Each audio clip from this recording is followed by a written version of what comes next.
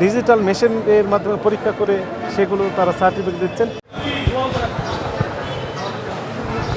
কাউন্টারগুলোতে আমরা নিয়মিতভাবে বাংলাদেশ পুলিশের সহযোগিতা নিয়ে আমরা মনিটরিং করছি।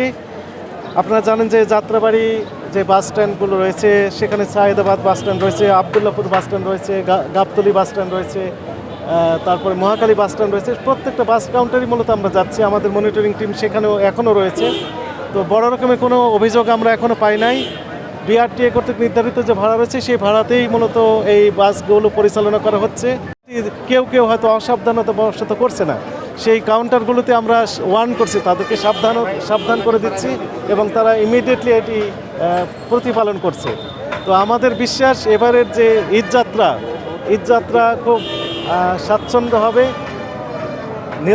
আনন্দময় হবে এবং সকলেই খুব বিআরটিএ কর্তৃক নির্ধারিত যে ভাড়া, সেই ভাড়াই মূলত তারা বাসায় পৌঁছতে পারবে, এমনটি আমাদের বিশ্বাস। 28,000 লক্ষ বাসের ব্যাপারে কি?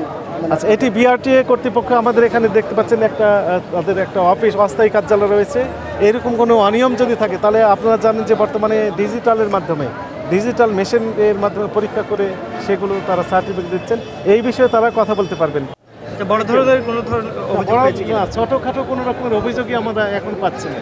বললাম যে মূল্য তালিকা না টানানো, এরকম একটা অভিযোগ আমরা মাঝে মাঝে পেয়ে থাকছি, সেগুলো আমরা ইমিডিয়েটলি সলিউশন দিচ্ছি। একই সাথে আরেকটু ছোটোখাটো যে বিষয়গুলো ভুল ত্রুটি করছেন সেগুলো তাদেরকে আমরা সাবধান করে দিচ্ছি।